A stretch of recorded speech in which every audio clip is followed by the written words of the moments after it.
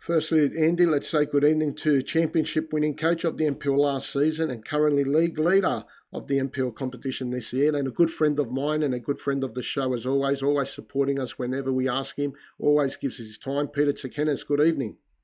Hey, Trevor, how are you? Good, mate. How's yourself? I'm well, thanks.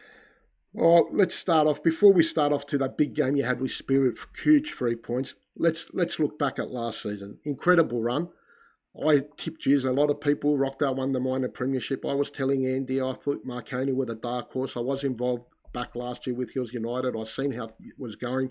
You, Costanzo, the boys. I thought you had them firing. Yourself, Peter Proprietors.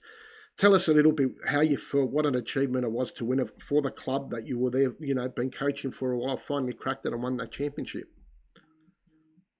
Look, always nice to obviously win a championship. It's something we all strive for, and being at a club like Marconi, who do have high expectations, and I think expectations from the fans and from anyone looking from outside in. So, look, it was a fantastic season. We started off a little bit sketchy. We had obviously, like everyone, we had some injuries to key players, and but once we got everyone back and we started to get on a roll, you can just feel that something special was about to happen. And we're chasing Rockdale, but they had a very good season, and obviously won the minor premiership. But we gave it a good chase, but we're a little bit behind. We let ourselves down in earlier rounds and a little bit behind them, and they, deservedly won the minor premiership. But because we were on such a roll, and had the wood on Rockdale, we knew we had enough to go all the way and win it. And you just got the sense of that very early. You lost a key player like Andy said in Tomarowski, and you're always happy to see them moving on to the A-League. That's what you're there. You're happy for your boys going on to the A-League, and you've produced a lot of players to the A-League through your time at Marconi. How hard is it in the off-season after winning a championship and, ticking bringing new players in and just ticking everyone over and getting them mentally ready again and to go again? Because it's, I know that competition, 30 games, it's a long season. You won the championship, but it's hard to get them ticking over again. And after 10 games leading the competition, it's a wonderful achievement. Yeah, look, it's not easy, especially when you lose key players. But this is an opportunity for us to find not only the right player but the right person that fits in. And we refresh the team. Whether you win or you lose, you always got to evolve and freshen it up. And I think we did that quite well. We've got the right people, right players. Obviously, we didn't win the double, right? So that's our motivation. Our motivation is, we want to win the double. We won the championship, great, but we're missing something. Also a cup run. We also didn't get into the 32 last year, which was disappointing. So, and the fact that the players that are here from last year, they also got a taste of winning and what that's about and what it feels like, and get a taste of it. So they want more. They want more success, and it's not hard to motivate these guys. They're all here for the right reasons. They're all here to further their careers. Some of them, and some others, they're chasing more silverware. And when you put that recipe together, and these boys, they work hard at training. They know what it takes to win things, and they're focused on trying to win everything that's in front of them, and that's our motivation for this year. Your captain Yesic, he's like wine. He gets better the older he gets. He was a big part in what you did last year, and again he drives the team behind them. Players like Costanzo. Is Yesic still surprising you? Like probably you doesn't surprise you, but it's incredible the performances he's still putting in. Yeah, look, he's fantastic. He's a true pro. He looks after his body. He's a real leader. He's been here longer than I have at the club. I look to him as, obviously as a captain, he's the leader of the change room. He runs the change room. I give him my full support. I trust him. And when he's on the park, his experience is very valuable to us. With some of the young boys running around him, and he controls it. He keeps them calm. He holds them accountable, and it makes my job so much easier when he's on the park. There's no doubt about it. I can't speak highly enough of him as not only as a player but as a person and a real leader. And he's been fantastic for Marconi. Andy? Yeah, Peter, I was actually I'm quite local to the club, very local in fact, and I was up there on Friday night. As you may be aware, and some people may, well, most people may be aware, the club is doing a lot of things off the field as well, with a bit of renovations going on in there. Some may say long overdue, but how important is to have? I mean, the facilities are second to none. I was actually up there. I've got a vested interest in a mate of mine who's the assistant coach to Michael Beecham in the women's first grade team. So, but the facilities there, and I suppose the club that backs their football as much as Marconi, we know in the history that they've got there, how important that is for someone like you in the position that you're in to have a club like that back in your football and your players. Oh, look, I mean, it's very important. I've coached at obviously a few clubs now, or three in particular, and all three of them had different sort of strengths and weaknesses. But as a coach, who wouldn't want to be at a club that has facilities, has football history? There's a lot of history here. The jersey is very heavy for the players who want to wear it. The club itself is fully supportive of football. They want to win, and the expectation is to win. Whether they have there's a perception here that they throw a lot of money because they're well equipped and well resourced. That's not always the case. We try to stay within the limits. I can tell you a lot of my players currently could easily get more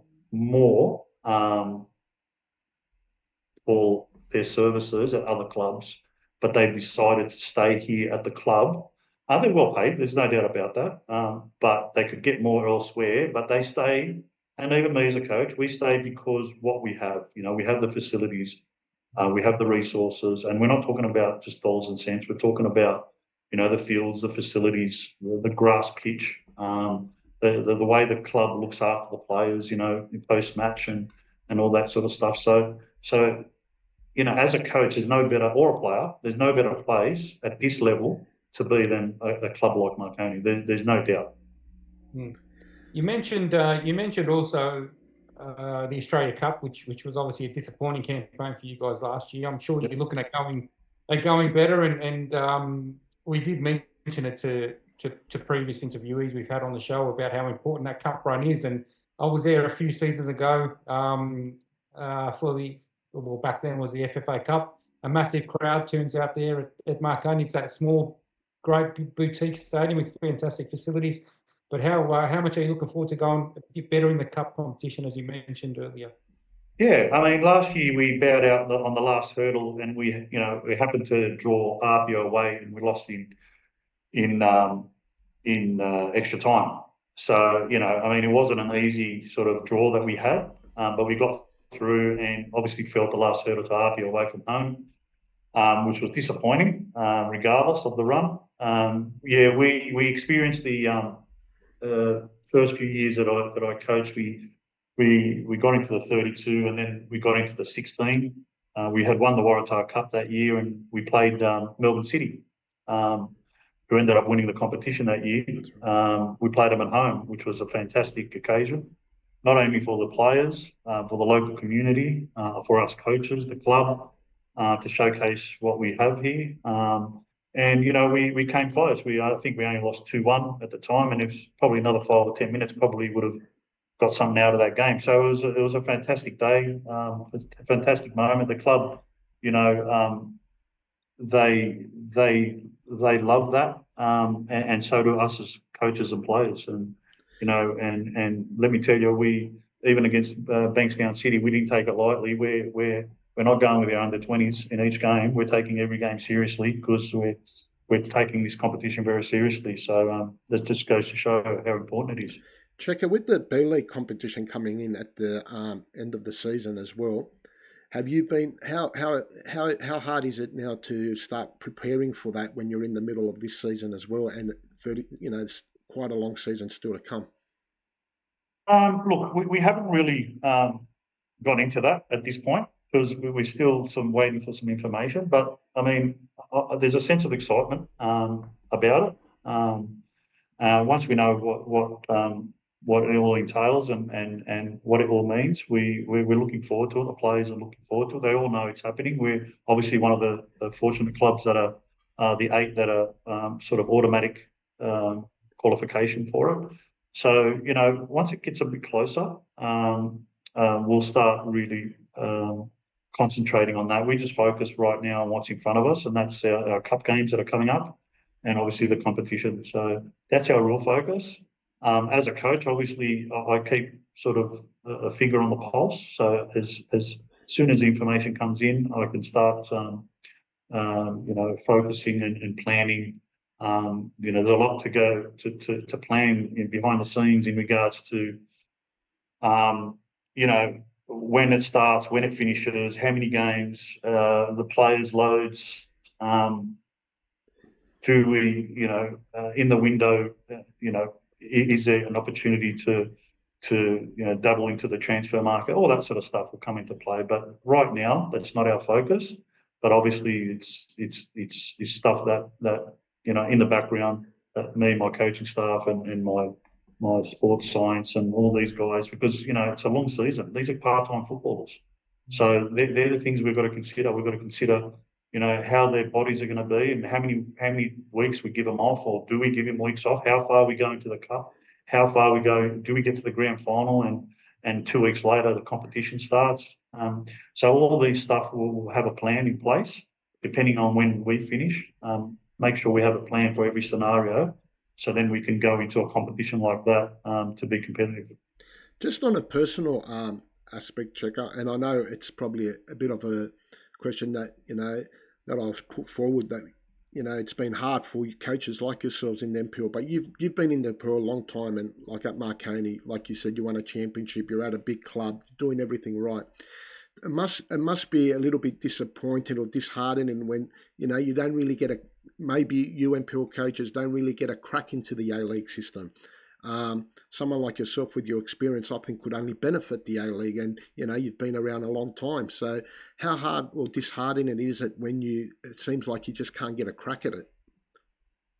Oh, look, I just focus on what I'm doing. I don't look too far ahead. I'm the believer of, if I'm doing the right things and the right people at the right time, see what I'm doing, and make a decision of, say, giving me a call and say, hey, would you be interested? Then I'd definitely make myself available for the opportunity. There's no doubt about it. But I'm not singing and dancing about it. I just focus on what I'm doing, make sure that I do everything right at this level, and what's in front of me.